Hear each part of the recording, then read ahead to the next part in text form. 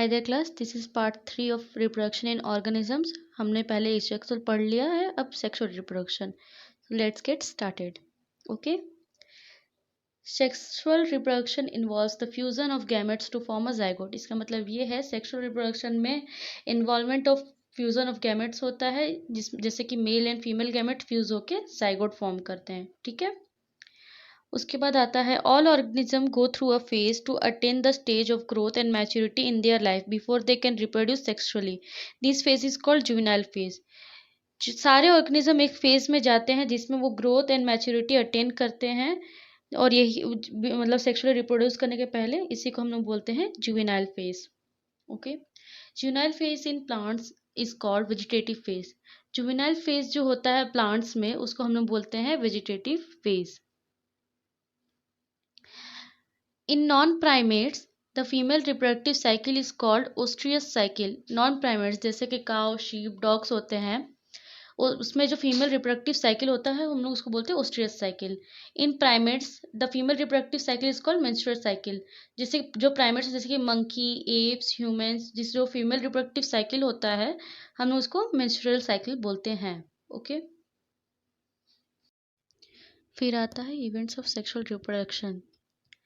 Events of sexual reproduction may be grouped into three distinct stages as follows. First है pre-fertilization, second है fertilization or syngamy, third है post-fertilization. Okay. First, pre-fertilization. It includes the formation of gametes and their transfer. इसका मतलब ये है कि pre fertilization में formation of gametes and उसका ट्रांसफर इंक्लूड होता है। उसके बाद देखते हैं pre fertilization has two stages which are as follows, gametogenesis and gamete transfer. Gametogenesis it involves the formation of two haploid reproductive unit called gametes. इसका मतलब ये है कि गैमेटोजेनेसिस में formation of two haploid reproductive units होता है जिसको हम लोग गैमेट्स बोलते हैं। ठीक है, the formation of male gamete और male reproductive unit is called spermatogenesis. इसका मतलब ये है कि जो फॉर्मेशन ऑफ मेल गैमेट होता है हम लोग उसको उस प्रोसेस को स्पर्मेटोजेनेसिस बोलते हैं। The formation of female gamete और female reproductive unit is called oogenesis। Formation of female gametes जो होते हैं उसका प्रोसेस को हम लोग बोलते हैं oogenesis।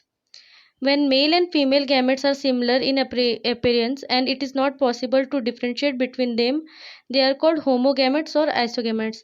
जब दोनों गैमेट्स या फिर मेल या फीमेल गैमेट जिसको हम लोग बोलते हैं उसको वो एकदम सिमिलर होंगे अपीयरेंस में, जिसको हम लोग आइडेंटिफाई बिल्कुल नहीं कर सकते, वैसे गैमेट्स को बोलते हैं होमोगैमेट्स और isogametes. When the male and female gametes are morphological distinct and they are called heterogametes. जब हम लोग मेल और फीमेल गैमेट्स को मॉर्फोलॉजिकली डिस्टिंक्ट कर पाते हैं, मतलब पहचान पाते हैं, उसको बोलते हैं हेट्रोगैमेट्स। ठीक है, among heterogametes, the male reproductive unit is called anthrozoid और sperm, the female reproductive unit is called egg और ovum। heterogametes में जो मेल रिप्रोडक्टिव यूनिट है उसको हम लोग बोलते हैं एंथ्रोजॉइड, और स्पर्म जो फीमेल रिप्रोडक्टिव यूनिट होता है उसको हम लोग बोलते हैं एग या ओवम। ठीक है, a single organism bearing both male and female sex gametes are called heterothallic और monoecious.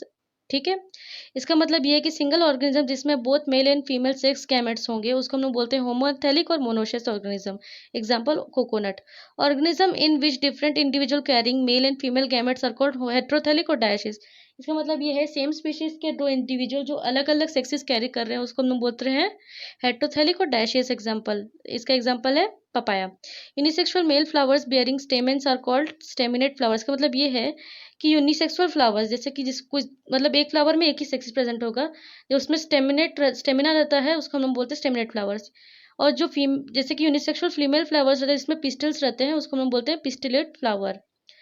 The animals bearing both sexes are called hermaphrodite. जो एनिमल्स जिसमें दोनों सेक्सेस रहता है, जैसे कि मेल रिप्रोडक्टिव रहेगा फीमेल रिप्रोडक्टिव रहेगा, उसको हम लोग बोलते हैं हर्माफ्रोडाइट। इसका एग्जांपल है earthworm, sponges, tapeworm and Leach. Okay, फिर आता है टाइप्स ऑफ गैमेट्स। जैसे कि आप यहाँ देख पा रहे हैं ये दोनों गैमेट्स में हम लोग कोई भी डिफरेंशिएट कर पा रहे कौन सा मेल है कौन सा फीमेल है? नहीं ना। ऐसे गैमेट्स को हम लोग बोलते हैं आइसोगैमेट्स और होमोगैमेट्स। ये है आइसोगैमेट्स ऑफ क्लेडोफोरा। फिर आता है हेट्रोगैमेट्स। ये है हेट्रोगैमेट्स ऑफ यूकस जो एक टाइप का एल्गा है, ये है फीमेल बड़ा वाला, और छोटा वाला जो है वो मेल है। ठीक है, फिर आता है heterogametes of homo sapiens. Homo sapiens means human beings. ये जो राउंड वाला है वो है फीमेल और एग, और ये जो छोटा है इसको बोलते हैं स्पर्म, जो है मेल रिप्रोडक्टिव यूनिट। ठीक है,